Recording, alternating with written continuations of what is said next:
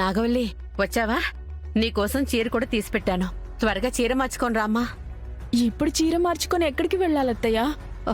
ఎక్కడికంటావేంటి? బిడ్డ పుడితే నా మేనల్లుడికి దోషమని చెప్పారు కదా.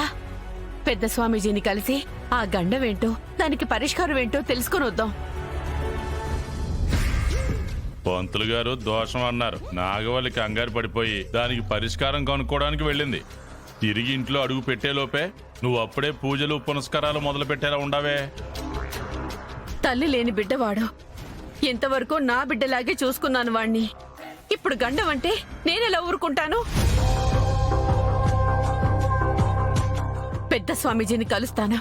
ఆ దోషమేంటో దానికి పరిష్కారం ఏంటో తెలుసుకుంటాను. వాళ్ళ అన్నయ్యకి ప్రాణగండం ఉందని తనంత కంగారు పడట్లేదమ్మా.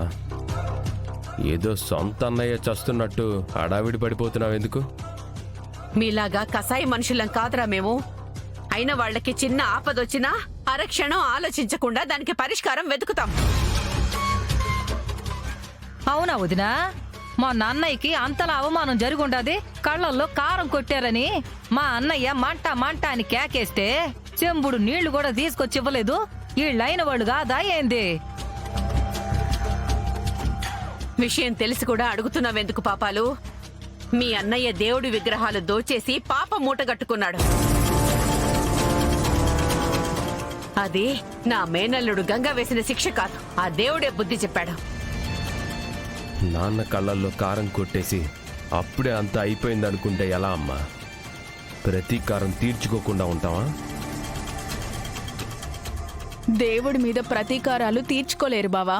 నేనంటుంది దేవుడి మీద ప్రతీకారం తీర్చుకుంటానని కాదు, మీ అన్నయ్య మీద ప్రతీకారం తీర్చుకుంటానని చెప్తున్నా. మా అన్నయ్యని మీరసలు టచ్ కూడా చేయలేరు.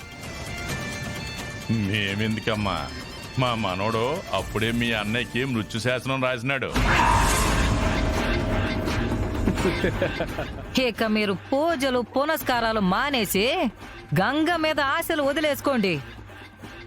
గంగలో అస్థికలు కలపడానికి సిద్ధంగా ఉండండి.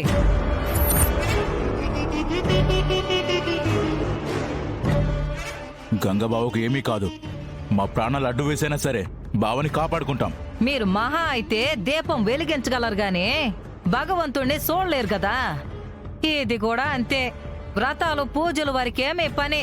తర్వాత గండం తప్పించలేరు. ఇక నుండి మా అన్నయ్య మీకు దిక్కు.